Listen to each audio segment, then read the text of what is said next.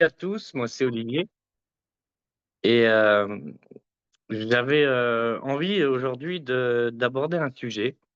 Les troubles psychiatriques sont-ils un frein à la réalisation du soi? Et pour aborder ce sujet, j'ai invité, Romain qui a gentiment accepté mon invitation. Donc, salut Romain, Salut Olivier, comment vas-tu? ça va très bien, merci. Content que tu m'aies invité pour ton émission. Tout le plaisir est pour moi. Et du coup, est-ce que tu peux te présenter un petit peu, pour, les gens qui verront cette vidéo?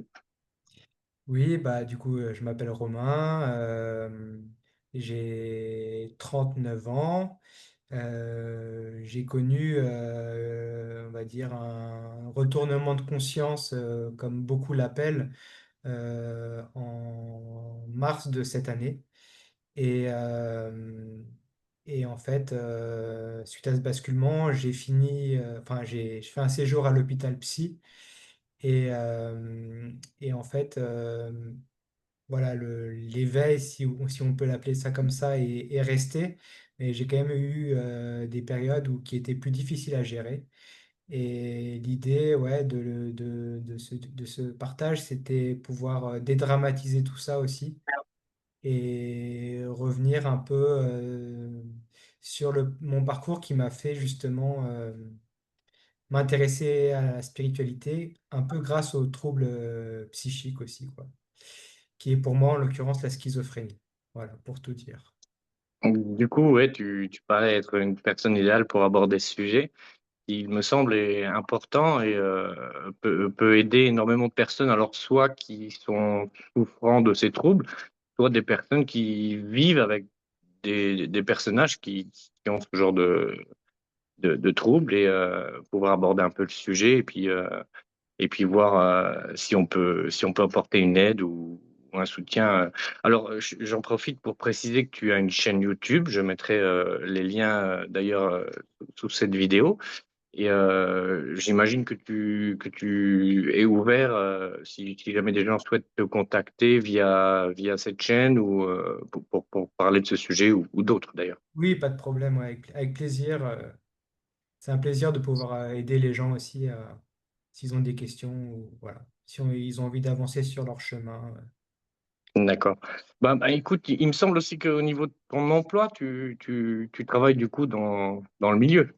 Oui, je travaille dans la santé mentale. Enfin, je vais commencer un nouveau travail là le 1er septembre, du coup, dans un hôpital dans ma région, donc pour accompagner des gens qui ont des troubles schizophréniques principalement. Voilà. Et je les accompagne D'accord. avec mon expérience, quoi. Hum. Et est-ce que tu peux nous raconter un petit peu de ton parcours, ton vécu peut-être Ouais, euh, ouais, ouais. de ces Bah, effets? Ouais. ouais. Bah, en fait, j'ai que dire, parents séparés très tôt, ballotté à gauche à droite, vie principalement avec ma mère, très très sensible, tout petit, vraiment une sensibilité à fleur de peau qui était très difficile à vivre parce que je me sentais pas forcément sécurisé comme j'aurais aimé l'être. Et donc je m'en suis sorti comme j'ai pu, j'étais pas très bien dans ma peau depuis très tôt. Euh, Après, au lycée, ça allait un peu mieux, mais bon, c'était pas non plus la fête. Jusqu'à mes 21 ans, en fait, lors de vacances en Espagne, je me, j'ai fumé de la drogue, en l'occurrence, voilà, de la cocaïne, ou je sais pas exactement ce que c'était. On a retrouvé plein de drogues dans mon sang. J'ai jamais trop su comment c'était arrivé là, je me rappelais pas de tout. Et c'était mon premier épisode psychiatrique. J'ai été hospitalisé pendant un mois pour ce qu'on appelle, dans le jargon de la médecine, une bouffée délirante aiguë. Donc, c'est des délires à thématique mystique ou avec une perte de prise de contact avec la réalité partagée, on va dire. Parce que pour la personne qui vit un délire, c'est ce qu'il y a de plus réel, en fait. Euh, C'est- donc, C'était des visions, c'était des visions, c'était des des sons, des voix? Qu'est-ce que tu as vécu? Moi, j'ai pas trop entendu de voix, mais je communiquais en esprit avec ce que j'appelle la hiérarchie céleste, ou en tout cas ma famille au ciel. Euh, Mhm, j'avais l'impression d'être au paradis sur Terre, mais ce paradis se transformait des fois en enfer. J'avais l'impression d'être dans un film, en fait, d'être dans The Game, le film avec Michael Douglas, où en fait, on se rend compte que tout est truqué, que voilà, j'ai l'impression vraiment d'un côté, ouais, d'être dans un film, mais en même temps un film presque un enfer parce que je croyais être poursuivi par des nazis. À l'époque, c'était ça la thématique. Je me sentais persécuté par des néo-nazis, en fait, des nazis, parce que j'avais vu un t-shirt d'Hitler en vente là où j'étais mhm. en Espagne et ça m'avait complètement monté à la tête. Je m'étais Ok. embrouillé avec des Allemands, enfin bref. Et du coup, ouais, ça, c'était la première thématique. J'étais, entre guillemets, un élu Mhm. de Dieu, l'incarnation de la paix sur terre, toutes ces idées-là à thématique mystique. Et en même temps, j'étais poursuivi par des êtres qui voulaient me nuire, voilà, pour pas que je puisse rayonner cette paix, cet amour, voilà. Oui, il semblerait que cette sensation d'avoir de vivre dans un monde faux où on serait peut-être seul, entouré d'acteurs, ou qu'on serait seul au monde, cette sensation d'être seul au monde, ce sont des sensations qui sont assez communes et qui reviennent chez beaucoup de personnages. Et bon, après, elles se développent, elles se manifestent de façon différente, et puis effectivement, elles peuvent virer au trauma, en fait. Ouais, Effectivement. Mais je pense que c'est quand même quelque chose il y a beaucoup de monde dans la jeunesse qui peuvent vivre ce genre de choses, peut-être d'être différent du reste du monde, quoi. Genre Truman Show, tu vois. ouais. Moi, c'est revenu à chaque fois quasiment. Mais le problème, c'est que dans la schizophrénie particulièrement, il y a vraiment l'idée de persécution, quoi. Ça, D'accord. C'est le petit facteur supplémentaire qui fait c'est le facteur qui qui fait rend ça vraiment très compliqué à vivre, on va dire. ça, ouais.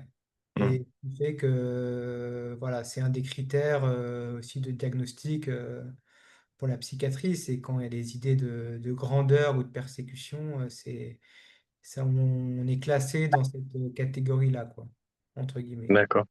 Et du coup, tu sombres de là-dedans, tu te retrouves, bah, du coup, suivi par des médecins, ils mettent un diagnostic dessus.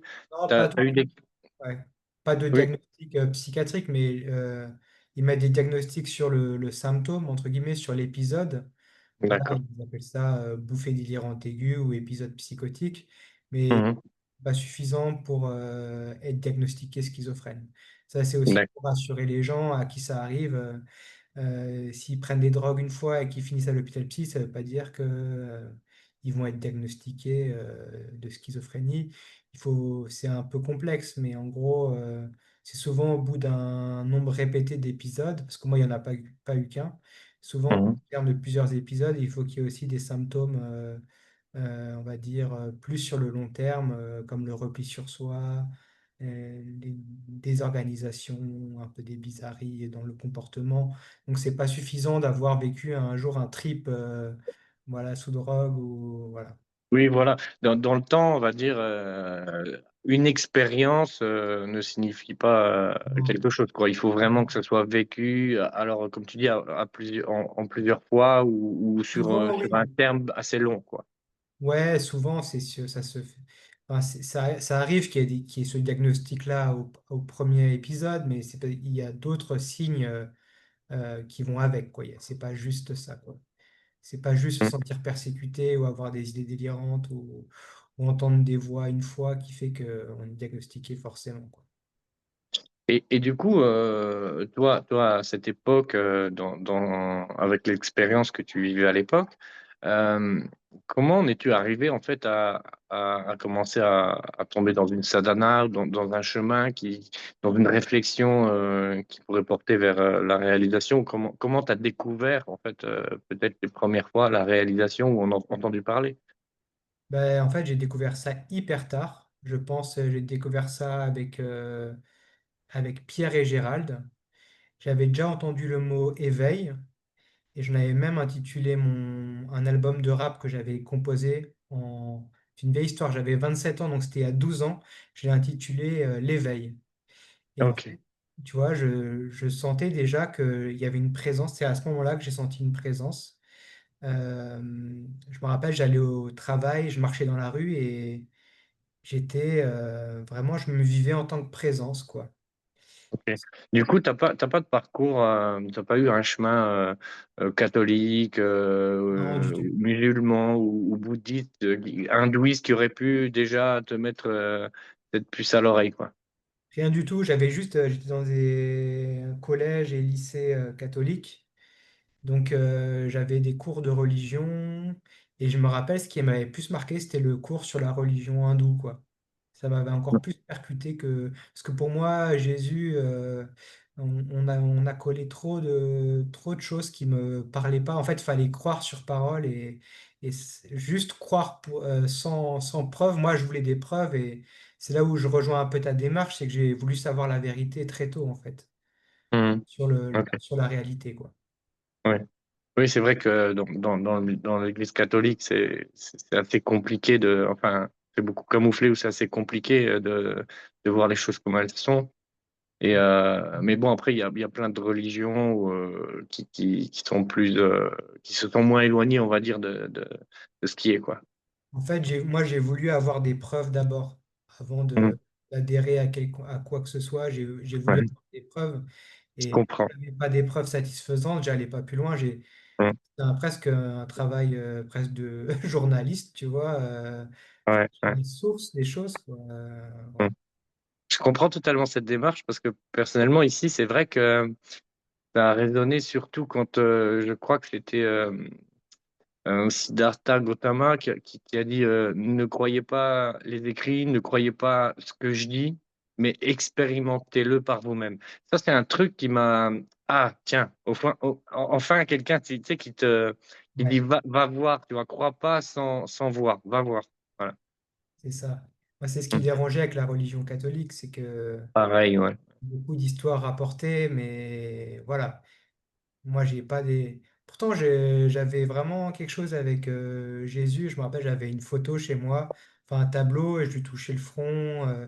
J'avais un petit rapport. Voilà, quelque part, j'avais envie d'y croire, mais j'avais pas de preuves non plus, quoi. Donc, Mm. Bon, les mots de Jésus en soi, si on prend, on les recherche réellement, ils ont été interprétés différemment, ouais. mais le message est le même. C'est ça. Et puis après, on a découvert d'autres évangiles qu'ils ont appelés apocryphes, là, qui sont pas du corpus de base, qui sont aussi très intéressants. Donc, voilà. Moi, je me suis intéressé beaucoup plus tard à Jésus parce que j'ai rencontré un enseignant qui s'appelle Conrad et qui émane vraiment pour moi, cet amour christique qui est à la fois, c'est un amour qui n'est pas du tout doucereux ou mièvre, c'est un amour qui n'hésite pas à trancher quand il doit trancher. Et pour moi, c'est un exemple d'amour que j'ai connu. Et c'est là où a commencé vraiment entre guillemets, la sadhana, c'est avec les retraites avec lui. Mais c'était beaucoup plus tard, c'était en 2021, 2022. Donc, tu vois, Mhm. c'était à 3 4 ans, quoi, que j'ai Ouais, découvert effectivement. vraiment ce que c'était euh, la sadhana. C'est à ce moment-là, ouais. Et à travers enfin, je sais pas quelle pratique tu pouvais avoir, j'imagine, pour t'avoir déjà entendu parler sur ta chaîne, c'était de la méditation, il me semble, hein. Ouais, Et les voilà. Et pranayama. Ouais. les pranayama, donc les exercices de respiration, Ouais, pour alors ceux là, ouais, ouais. c'était vraiment dans le pranayama dans le sens contrôle de l'énergie vitale. Mhm. Et c'était deux techniques principalement de pranayama et une méditation et une de concentration. Et le but, en fait, donc c'était avec l'école de Swami Yogananda, donc c'est la Self-Realization Fellowship. Là, j'étais vraiment dans une démarche de réalisation du soi. Et c'est venu il y a 1 an et demi, 2 ans, quoi. Donc, Mhm. bon, Et, Et Ouais. du coup, ce genre de pratique, par rapport aux expériences que tu avais, que tu as pu avoir en tout cas, quelle interaction ça a pu faire, comment ça a agi sur, tu as vu ça en fait? Alors, avec, tu veux dire avec le trouble psychiatrique? Oui, pour revenir, ouais, ouais, pour revenir un peu Ouais, sur ce sujet. ouais, ouais. Bah en fait, donc j'ai raconté le premier épisode, mais à la suite de ça, il y en a eu deux autres. Donc en gros 7 ans plus tard, et après, il y en a eu un ou deux autres chaque année, quoi. Mmh. Après, depuis 2016, j'étais tranquille. Dire, j'avais un traitement, donc un traitement antipsychotique ou neuroleptique, des injections dans l'épaule tous les 3 mois, et je vivais une vie, bon, avec des hauts et des bas, mais c'était plutôt, ça allait, quoi. Voilà, donc, et effectivement, quand j'ai commencé la pratique de la méditation, très tôt, j'ai eu des alertes. J'avais même dit à mes collègues de l'époque, soit je suis en train de perdre la tête, soit je suis en train d'avoir une expansion de conscience, tu vois. Et, Mmh. et c'est vrai que j'en ai parlé à un psychiatre à l'époque, quand je commençais la méditation. Bon, c'était avec le troisième œil et tout, donc le point situé entre les sourcils. Et Une concentration de l'attention sur le point situé entre les deux sourcils. c'est ça, voilà. Mmh. Après, tu combines ça avec d'autres techniques de Mmh. visualisation, de respiration, de posture et tout. C'est assez complet. Et la dévotion aussi, c'était très important dans la pratique. Et du coup, ouais, je sais plus ce que je disais. Euh, J'ai un trou de mémoire. Je pense à En- Dogo, la dédicace à Dogo aussi. Ouais, ouais, c'est normal. T'inquiète pas, ça va revenir. Mais dans l'idée, donc ma question, c'était comment ta pratique avait pu influer ou Ah oui, qu'est-ce que oui, ça c'est avait ça. changé sur ce que tu vivais, voilà. En fait, du coup, comme j'avais déjà vécu au moins, moi, je dirais 3 ou 4 épisodes de psychotiques par le passé, j'avais demandé déjà à Pierre et Gérald et tout, quand je les avais vus, quand ils étaient venus à Strasbourg, j'avais dit, bah, en gros, là, je prends un second traitement en plus, quoi. Parce que comme je sentais que, tu sais, quand tu commences à connecter avec la présence, euh, comment dire, moi, mon mental, il commençait à bugger, quoi. Il comprenait pas ce qui se passait. Parce Il que, résistait, hein, il résiste, ouais, ouais, ouais, ouais. il résistait, il comprenait pas. Le mental, il Il comprenait pas ce qui se passait, quoi. peut pas comprendre de toute façon. Ouais, c'est ça. Et du coup, il y avait des pensées qui venaient, mais comme des anciennes impressions d'épisodes psychotiques passés et tout. Donc, je paniquais pas non plus parce qu'il y avait un tel élan pour pratiquer, tu vois. Mais il y avait un tel élan du cœur pour Yogananda et pour sa pratique, pour ma pratique, que finalement, je me disais, bon, bah, j'y vais. De toute façon, j'ai plus le choix, j'y suis, j'y vais. Mais quand même, j'ai essayé de rassurer le truc. J'ai pris un petit traitement en plus, tu vois. J'ai demandé au psychiatre, il m'a donné un petit traitement pour stabiliser. Et j'ai continué comme ça pendant presque, je dirais, 8 mois, tu vois, 8 9 mois. Hmm. Ok. Et au bout de ces, bon, on va finir l'histoire. Au bout de ces 8 9 mois, donc j'étais faire une retraite spirituelle avec Conrad en Égypte. Et, euh, Et au retour d'Égypte, je continuais à faire ma pratique, hein. Même en Égypte, j'avais trouvé un pote qui faisait la même pratique que moi. Donc on pratiquait ensemble dans la chambre, on faisait les méditations, on faisait tout ensemble. Et quand je suis rentré en France, eh ben, je me suis isolé pendant un mois. Je travaillais plus, je venais de démissionner, tu vois, avant mon départ en Égypte. Je me suis isolé un mois chez un pote et je méditais, mais je sais pas, 5 heures par jour.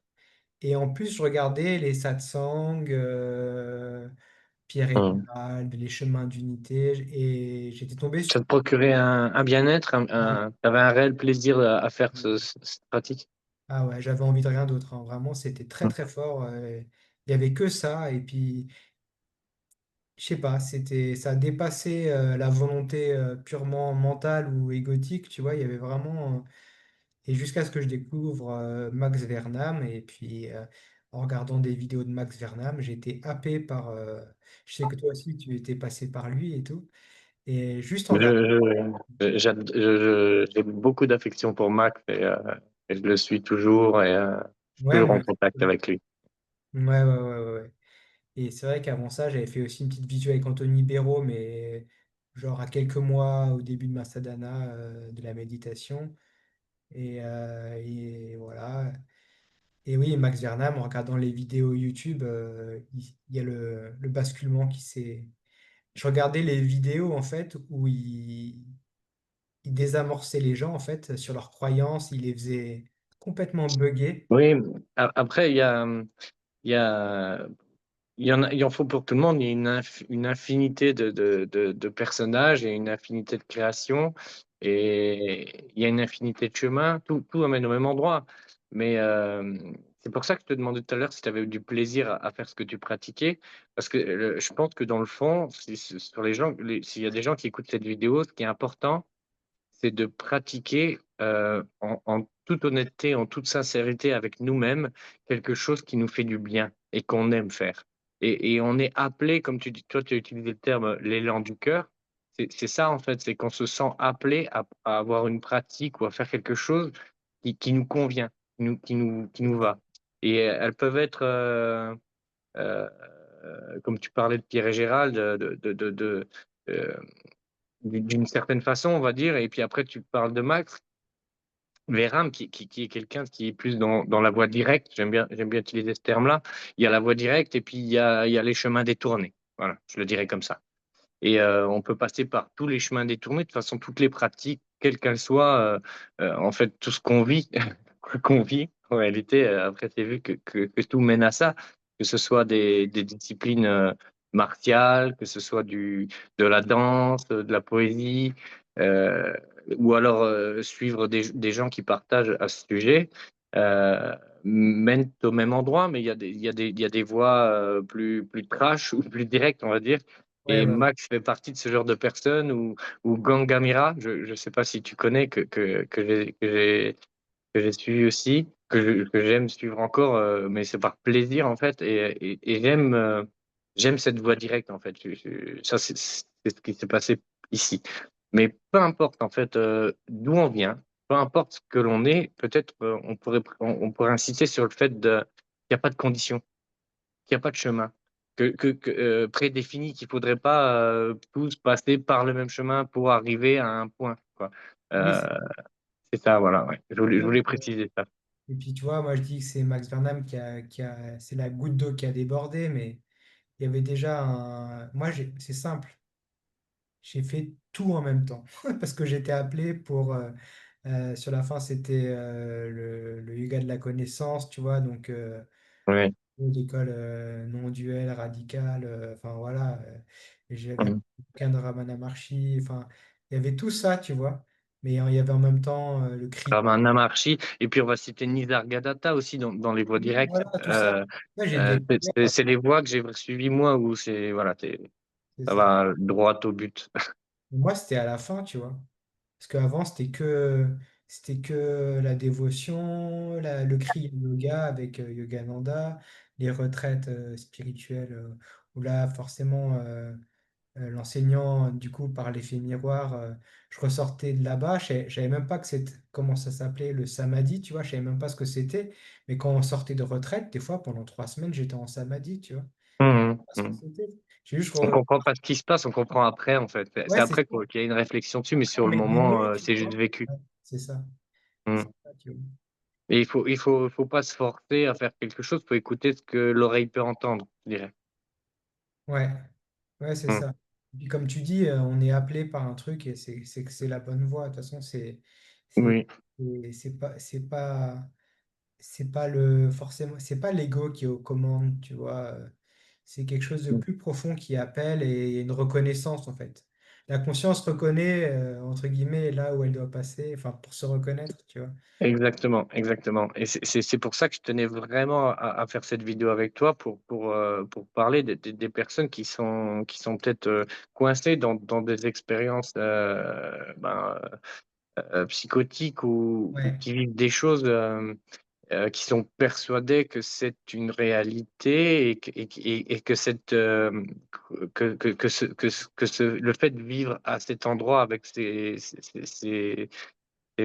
habitudes, ben, perturbe la possibilité de vivre, d'échanger dans la société ou de vivre, avec le tout, parce que c'est tout, en fait. Ouais. Déjà il y a un immense, il y a un groupe. Alors c'est mon vécu, je sais pas si c'est pareil pour toutes les personnes qui ont vécu un épisode psychotique. Pour moi, avec le recul, il y a de grandes similitudes avec un état justement d'expansion de conscience. Le problème, entre guillemets, c'est que dans l'épisode psychotique, tu ramènes des éléments de l'ordre de l'angoisse et du coup, tu vas tordre la réalité et peut devenir, tu passes du paradis à l'enfer en un claquement de doigts, tu vois. Mais en Mmh. gros, au niveau des perceptions, tu es dans t'es dans le maintenant, tu es dans le maintenant, tu vois, tu es Ici et maintenant, hors du temps, tu vois, il y a un truc, hors du temps. Ouais, voilà. tu vois, genre, le temps, il y a plus, t'es plus en prise avec le temps, tu vois. Donc déjà, tu Mmh. sors d'un peu de l'espace-temps quand tu es en crise psychotique. C'est la même chose hein, aussi quand tu es en état de samadhi, tu vois, avec le recul, il y a des états modifiés de conscience, il y a de grandes similitudes, tu vois. Et Mmh. ça, je crois pas que ça a été dit, tu vois. Parce que Ouais, ouais. pour moi, c'est Mais indéniable. l'état de samadhi, c'est une expérience comme un état psychotique, au fond, Bah, qui est inscrit dans le temps quand même, ouais, tu vois? voilà. Sauf que dans le Mmh. samadhi, Mais c'est vu pour ce que c'est, en fait, et c'est peut-être ça la différence. Peut-être que dans l'état psychotique, tu vois pas que c'est un état psychotique et tu y crois réellement et tu arrives c'est pas à ça. voir que c'est une expérience dans ce qui est, tu vois? C'est ça. Parce qu'en fait, il y a encore beaucoup d'identification, tu vois. Dans le Mmh. psychotique, il y a la conscience qui, tu vois, il y a l'être qui se manifeste. Mmh. Tu vois, tu es connecté. Il y en a qui disent que tu es connecté au monde astral, tu vois, en état psychotique, tu vois. Mmh. Du coup, tu as l'être qui se déploie, qui, quelque part, la conscience, euh, la conscience universelle qui vient se mélanger à la conscience individuelle, tu vois. Sauf que Mmh. dans l'état psychotique, tu as tellement encore une identification qui est pas du tout épurée, qui est encore très présente, tu sais, avec des idées de grandeur, avec des peurs, avec de l'angoisse, avec voilà, Mmh. tout le Il y a l'ego et le bagage. personnage qui sont bien, bien, bien présents encore et qui peuvent te faire croire que, ah ben, tiens, comme tu as utilisé le terme tout à l'heure, croire que tu es un élu, Oui, peut-être. exactement. Voilà, Ça, c'est et typique ouais, ouais, psycho. ouais, voilà, croire que tu es une personne différente du reste et que tu es élu, que tu es supérieur ou c'était quoi le terme que j'aime plus entendre aussi? Que je suis un ovni ou un extraterrestre, Ah, voilà. parce qu'il y a encore enfin, c'est pas vu pour ce que c'est réellement, donc il y a encore la croyance de que tout ça, c'est vécu pour quelqu'un, en fait, quoi, et qu'il y a quelqu'un qui vit ça, ouais, ouais. Ouais, ouais, tout à fait. C'est ça le problème. C'est que quand le sac de Lego est encore trop rempli, qui est pas assez Mmh, épuré, bah, ça interfère justement avec la conscience qui n'est pas personnelle, tu vois. Ça fait des mmh, interférences et ça colore la réalité, ça vient la tordre, tu vois, tordre la réalité dans le sens où quand tu as un épisode psychotique, eh ben, tu vas interpréter les choses et quelque part, c'est comme si tu n'avais que des synchronicités qui allaient confirmer tes jugements, tu vois. Vraiment un truc mmh, qui tord la réalité. Même aujourd'hui, je me l'explique pas, il y a des causes sûrement, tu vois,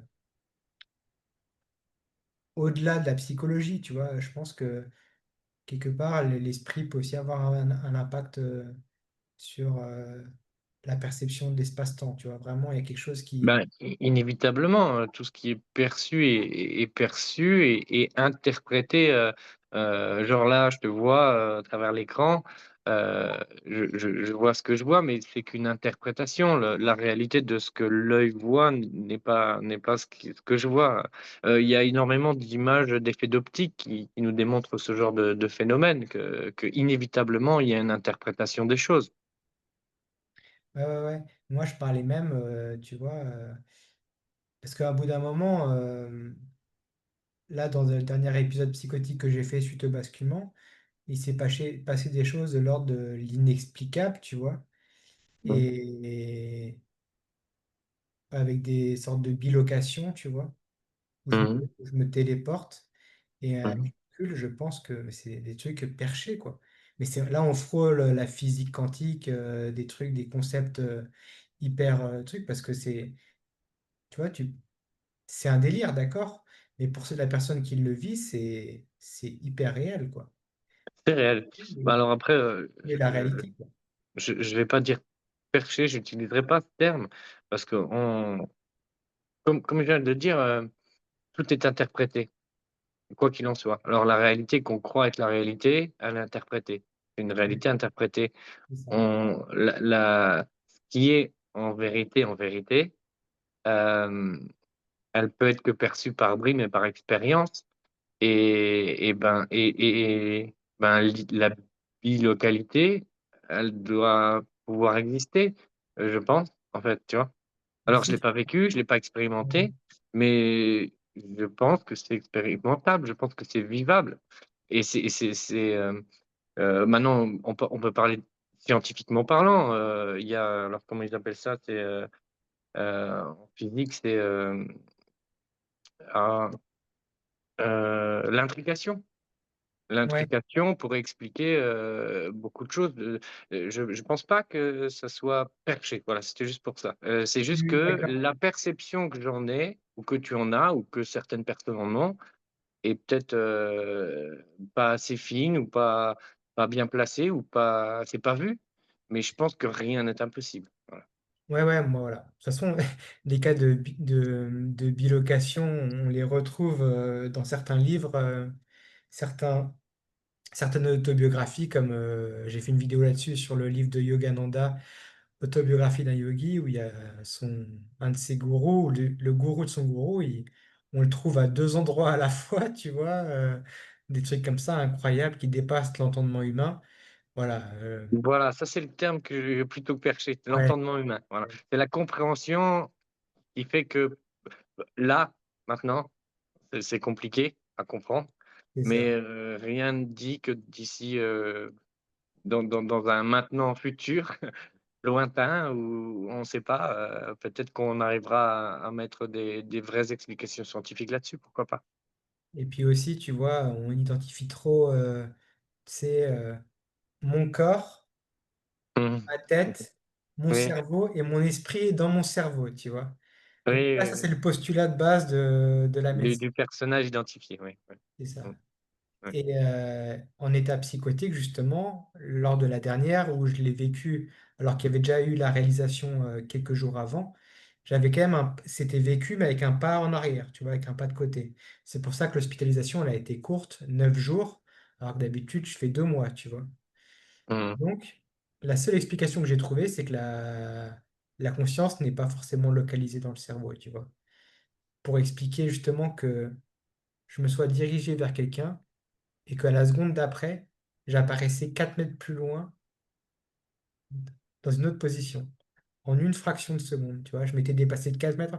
En fait, c'est parce que je pense que mon corps s'est déplacé vers un point B, tu vois, et ma conscience est allée vers un point bas. Et il y a eu une sorte de une petite dislocation, séparation et quand ça s'est retrouvé, tu t'es dit: «Tiens, dissociation, ouais, dissociation». dissociation, Ouais, voilà, ouais. dissociation entre mon esprit qui flottait, hein, pour le coup, il Mmh mh. flottait, comme si j'avais plus de jambes et j'étais attiré comme un aimant vers une personne. Et à l'instant d'après, je me suis retrouvé 3 mètres plus loin, sur mes 2 jambes cette fois-ci, tu vois? Mmh. Tu vois? Et mon corps n'avait plus conscience de ma conscience et avait fonctionné en automatique pendant que ma conscience était allée à un autre point, tu vois? Et hop, c'est pour ça que j'ai eu la sensation de téléportation parce que j'ai fait 4 mètres en un claquement de doigts, tu vois? Et ça, c'est un Mmh. des grands mystères. Tu vois, je ne prétends pas avoir, compris. Heu Mmh. je laisse ça à sa place C'est comme un c'est expérience. un autre sujet, je pense qu'on peut, Oui, c'est ça. qu'on pourra aborder. Il faudrait que je le note, je pense que je pourrais, enfin, il y a des personnes que je pourrais, interviewer pour en parler. Mais tu vois aussi le critère, des psychiatres aussi, ce qu'ils regardent. pour voir où tu en es dans ton rétablissement, c'est est-ce que tu arrives à, entre guillemets, à ne plus t'identifier à ce que tu vois, par exemple, quand tu te prends pour un élu et ils vont te dire alors, tu es un élu, tu vois? Et si tu «Oui, j'ai cru ça, mais finalement ça a aucune importance. Moi, ce qui m'intéresse, c'est faire ma vie», c'est bon, tu peux sortir de l'hôpital. Parce qu'en OK. le piège aussi de ça, c'est justement l'identification. On en revient justement, à ce qui est visé dans une démarche de réalisation du soi, c'est tu n'es pas, tu n'es pas tes pensées, tu n'es pas ton corps. Enfin, ça fait partie de toi, mais ce n'est pas ton identité, tu vois? Tu Mmh. une identité beaucoup plus vaste que ça, quoi. Donc Il voilà, semblerait, il semblerait, en tout cas, ouais. il semblerait. Tu penses en quelle langue, Romain? Je pense en quelle langue? En français? Tu as appris à quel âge cette langue? Ouais, je sais pas, bah, très tôt, hein, 2-3 ans, ouais, je Deux pense. trois ans? Du coup, jusqu'à cet âge, tu pensais en quelle langue? Ah, bonne question, mais j'ai aucun souvenir. Et c'est vrai, tu vois? Tout à fait. Mmh. Comme quoi on est quand même des produits, Ben, du on formatage, quoi. c'est la vie. Ouais, c'est la vie. On est la vie, c'est la vie. Il y a pas forcément de corré J'ai vu cette semaine, un reportage, qui parlait de il semblerait que jusqu'à l'âge de 2 mois, un nourrisson, heu, n'a pas encore, été conditionné aux limites de son corps. Voilà. ah ouais, ouais, ouais. Donc jusqu'à l'âge de 2 mois, il est tout et pour lui, il y a pas de différence. Il sait pas trop qui, quoi, comment, il y a une sensation de faim, mais est-ce que c'est tu vois? Tu vois? Et puis ça C'est ça. pleure, voilà. Oui, il y a pas de conception mentale des limites, en fait. Voilà. Que À c'est l'âge de 2 mois, il semblerait que ça pourrait commencer à mettre les mains, les pieds en bouche et à se dire: «Tiens, peut-être que» et puis il y a tout l'environnement qui pousse aussi dans ce sens-là en disant: «Ben, c'est ta main, tu t'appelles comme ça» et ça se fait petit à petit, mais on vient pas au monde comme ça. bien sûr, C'est des choses qui s'ajoutent par après. bien sûr. Parce que la conscience, la présence, elle reconnaît tout, comme soi, en fait. Bah, c'est le soi avant qu'on apprenne qu'on est quelqu'un, en gros. C'est ça, c'est ça et puis après, ben, ce quelqu'un qui était construit peut vivre des choses qui lui semblent, psychotiques ou différents des autres quelqu'un, de la majorité des autres quelqu'un et heu et du coup, il peut le prendre pour lui parce qu'il croit être quelqu'un et du coup, il est élu, ça lui arrive à lui, il voit les choses que les autres ne voient pas et ce genre de choses. Ouais, ouais, ouais, ouais, c'est ça. Après, bon, c'est un autre sujet, mais bon, c'est complexe, mais en gros, enfin, je sais pas trop comment l'amener, mais ouais. On va dire que l'ego, a ses zones d'ombre, on peut le dire comme ça, a ses carences, a ses traumas, et du coup, ça se révèle des fois d'une certaine façon, en disant, je suis l'élu, j'ai tout compris, et Mmh. voilà. Après, pour revenir dans le vif du sujet des troubles, psychiatriques, hem pour avoir parlé avec quelqu'un, il me semble que tu étais là d'ailleurs, avec quelqu'un il y a pas si longtemps qui a un enfant, qui vit ce genre de choses, qui s'enferme et Ouais, qui refuse toute, tu étais avec toi, hein? ouais, On est d'accord, hein? Et qui refuse tout contact, sociétal, hein, c'est ça? Et c'est vrai que pour les personnes, on va dire, qui sont donc pour elle, dans ton cas, une maman qui vivent avec ce genre de personnes, c'est compliqué à savoir comment interagir ou comment essayer d'aider ou qu'est-ce que tu pourrais on va dire, voilà, quel conseil tu pourrais donner à une personne qui qui aurait un enfant ou un proche avec qui vivrait, qui souffrirait de troubles psychiatriques pour, pour essayer pour essayer de les aider à vivre mieux déjà dans l'instant présent et ouais, déjà rien que ça serait déjà un grand pas, je pense, ouais. Ouais, c'est ça. Bah, de toute façon, alors je pourrais dire de façon plus générale aussi de pas forcément rester seul avec ça, surtout si on est en souffrance. C'est bien aussi que les proches puissent se soutenir entre eux, aller chercher de l'aide. Tu vois, il y a des associations qui existent, je sais pas, l'UNAFAM par exemple. Voilà, de pas rester seul avec ça. Parce que la souffrance, ok, c'est aussi un moteur d'avancement énorme dans la vie. Je pense que tu fais un sondage, tu demandes où en seraient les gens dans leur vie s'ils n'avaient pas connu des fois des souffrances incroyables. C'est quand même avec le recul, c'est des moteurs, ça fait cheminer énormément. Mais ça, tu peux pas vraiment le voir sur le coup, quoi. Et que ça Mais il soit... faut en parler en fait, ce que tu dis, c'est d'en parler, de pas rester seul avec ça et puis, Ouais, déjà d'aller en chercher parler. du soutien chez d'autres personnes qui vivent ça également, quoi. Mmh. Aussi, voilà, c'est ça, c'est le conseil que je pourrais donner, quoi. Après, euh, ouais. Moi, finalement, j'ai quand même eu de la chance parce que dans ma famille, ils ont été très soutenants et puis euh, je récupérais bien, si tu veux. Je retrouvais mes capacités intégralement, mon discernement n'était pas affecté. Tu avais des liens sociaux quand même, des amis, des choses comme Ouais, ça? c'est ça, j'ai toujours eu des amis et tout. Même si j'ai vécu le repli sur soi, j'ai vécu la solitude aussi, tu vois.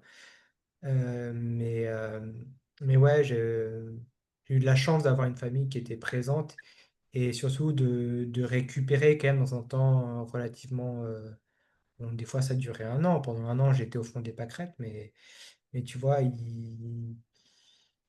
bon, tu vois, par rapport à la dame dont tu parles, il y a différents profils aussi, entre guillemets, j'aime pas ce mot, mais tu vois, tout le monde ne vit pas, on va dire, le trouble, entre guillemets, le trouble, ce côté un peu unicité qui fait qu'on est diagnostiqué, entre guillemets, avec un trouble psychiatrique.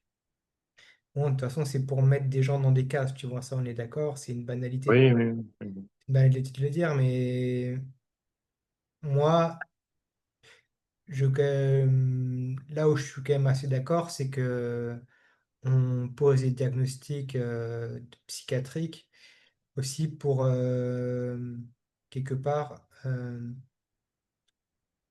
dire qu'il y a souffrance.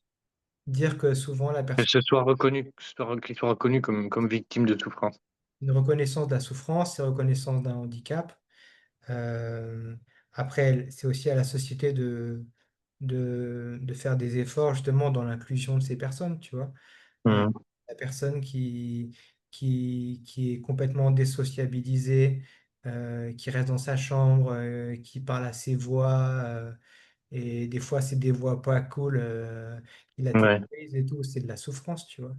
Mmh. Euh, Mais l'ancrage me paraît être, bon, j'ai pas vécu ce genre de choses, hein, mais ouais. heu, pour avoir un peu entendu et puis m'être un peu renseigné sur le sujet, j'avais l'impression que l'ancrage était important pour retrouver pied, en fait, pour que ces personnes puissent retrouver pied dans Mm. dans cette, À mon sens, illusion générale, on va dire, à ou mon dans cette sens, réalité commune. il faut qu'il reste, pour que ça soit possible, il faut qu'il y ait encore un potentiel de discernement, tu vois. Mmh. Faut qu'il y ait un socle encore, même s'il est fragilisé, un socle de discernement, tu vois. Dans le chemin spirituel, on parle de discernement, tu vois, pour savoir ce que Aller peut-être chercher ce socle et puis essayer de le renforcer, heu, c'est ça. Bah, moi, c'est ce que heu, j'essaye de faire dans mon métier, en accompagnant des gens psychotiques, des personnes qui ont ce trouble-là. Euh, mmh. Travaille vraiment sur, entre guillemets, sur leur capacité de discernement. Moi, c'est le cœur de mon métier. On vient essayer que la personne se renforce à ce niveau-là, qu'elle puisse prendre conscience éventuellement de ses fragilités et des trucs qu'elle sait bien gérer. Et aussi, tu vois, pour ce qui est des idées, du mental agité, tout ça, ou des histoires qu'on se racontait, de laisser c'est juste ça à sa juste place, tu vois, que ça Mhm. ne finit pas et tout. En fait, Peut-être pas les nier, elles existent, mais elles sont ce qu'elles sont. on fait en sorte que la personne puisse de se désidentifier de ses symptômes ou Mhm. de ses idées délirantes ou de ce que les voix lui disent. On fait un travail de recul. En fait, finalement, c'est ça qu'on fait. Et je viens de le réaliser en t'en parlant, c'est qu'on apprend à la personne ne plus se construire son identité là-dessus, tu vois. Ok, Et c'est ok. ça. Et quelque part, c'est pas de l'ancrage au sens strict, tu vois, parce que ça, je sais que Après, le terme est peut-être mal choisi, hein, mais quand je dis ouais, ancrage, c'est ancrage avec la matière, avec ouais, ouais. le toucher, Il y a mettre les ça et pieds du coup, le pied par terre dans l'herbe. Le mot est peut-être c'est vrai. pas juste, C'est oui. vrai, parce que la matière, ça ramène c'est dans l'instant, en fait, dans le Voilà, c'est ça. présent, l'instant présent.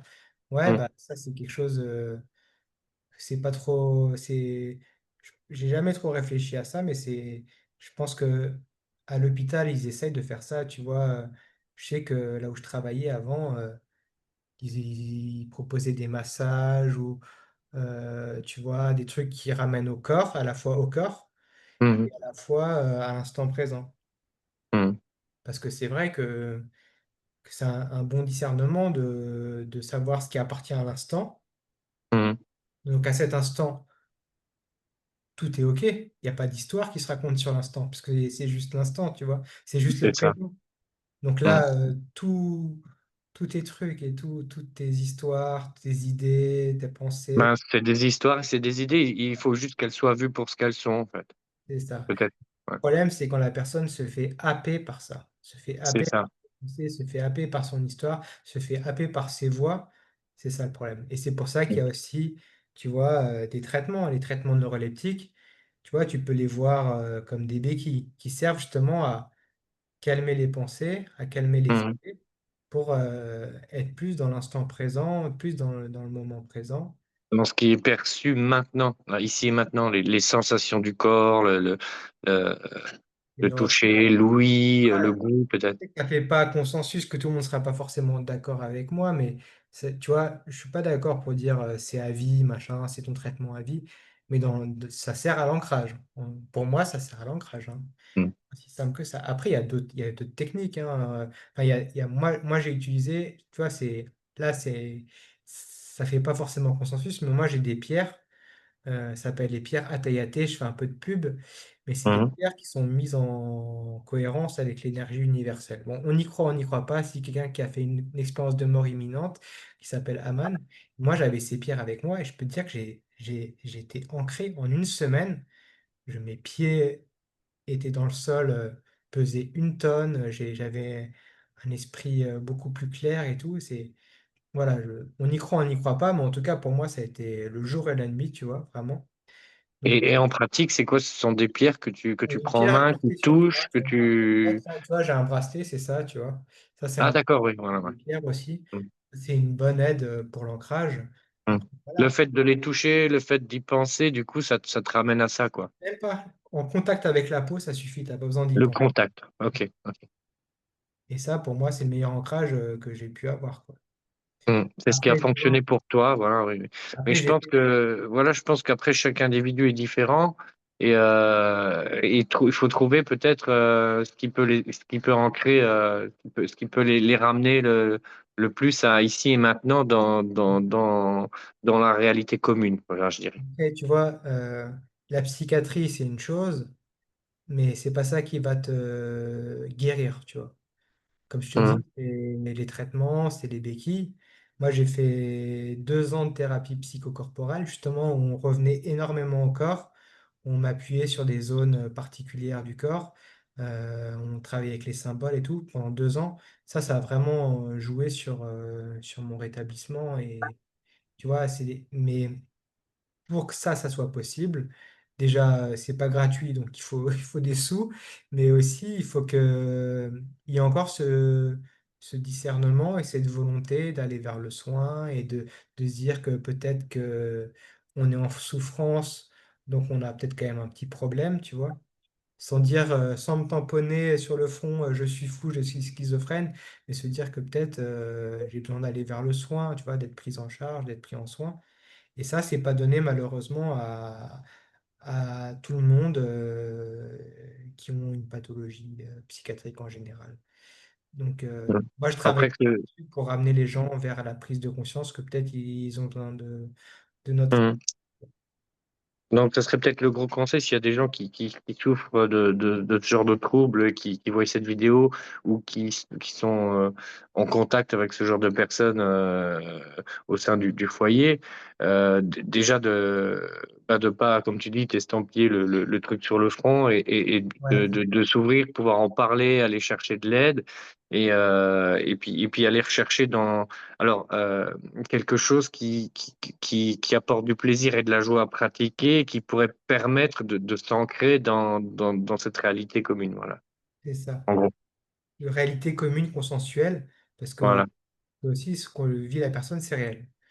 Oui, oui, c'est pour ça que je dis commune, parce que pour la personne, c'est pour pas, justement, c'est pour pas dire ce que tu vis, c'est pas vrai. C'est pas ça du tout. Ce que tu vis, c'est vrai, mais c'est pas la réalité commune, c'est-à-dire que les gens Partagée, ouais. qui Et pas vivent partagée. autour de cette personne ne perçoivent pas ben, les sons ou les visions qu'il peut avoir. Et du coup, l'idée, de s'ancrer dans la réalité commune. C'est pour ça que je utilise ce terme. Ouais.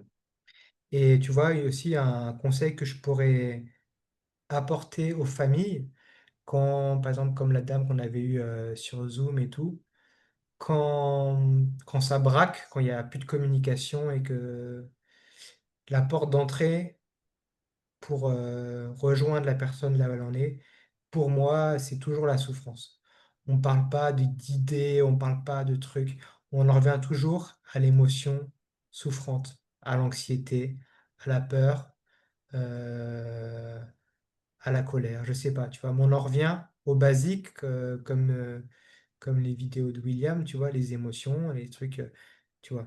Et C'est la la porte souffrance, c'est d'entrée, toujours c'est une ça? porte d'entrée pour aller chercher la personne là où elle en est. Faut aller chercher là pour pouvoir après passer par ici pour pouvoir après amener sur le reste. OK. Ouais, pour moi, maintenant, j'ai capté ça après quelques années dans les hôpitaux psy ou dans des structures.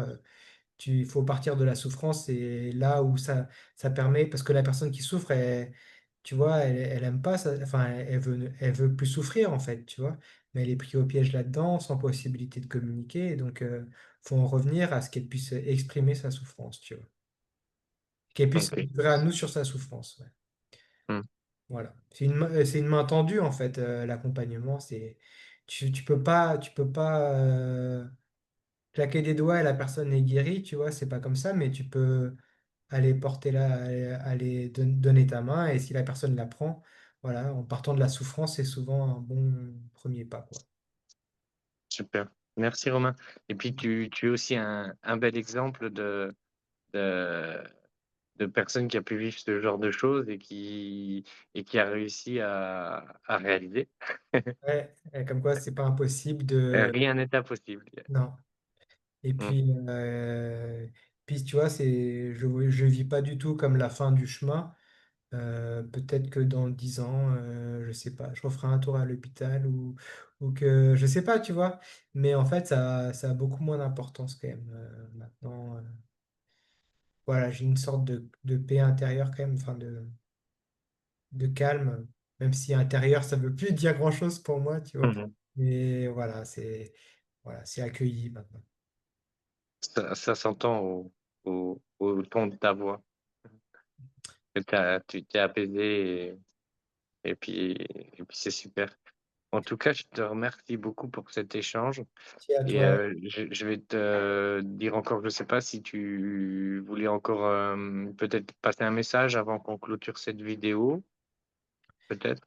Euh, Ce que je pourrais dire, c'est que, tu vois, quand il y a des personnes qui ont des troubles psychiatriques, genre schizophrénie et tout ça, et qui s'intéresse à des sujets mystiques. Euh, on a l'impression que ça fait peur et tout, tu vois. La personne elle se prend pour l'élu et tout. Mais avec le recul, ça peut quand même ouvrir le champ de perception sur la spiritualité, par exemple. Moi, ça a été mon cas. Je suis passé d'idées farfelues à une spiritualité saine qui m'a amené jusqu'à l'éveil spirituel. Donc, ne pas condamner, mais plutôt pouvoir écouter, rationaliser, et il peut en tirer du bon, quoi. Il peut en sortir une spiritualité pour, voilà, une dévotion pour Dieu. Enfin, voilà, ne pas juger forcément des choses qu'on ne comprend pas ou qui sont pas dans notre logiciel, quoi. Merci infiniment, Romain. Merci à toi. C'est merveilleux et puis j'espère qu'on aura l'occasion de pouvoir faire ce genre d'échange encore pour peut-être aller un peu plus en profondeur dans ce sujet. Bon, c'était déjà pas mal, mais Oui, c'était c'est cool. déjà pas mal. Je te remercie infiniment. Merci beaucoup. Allez, passe une bonne soirée. Merci toi aussi.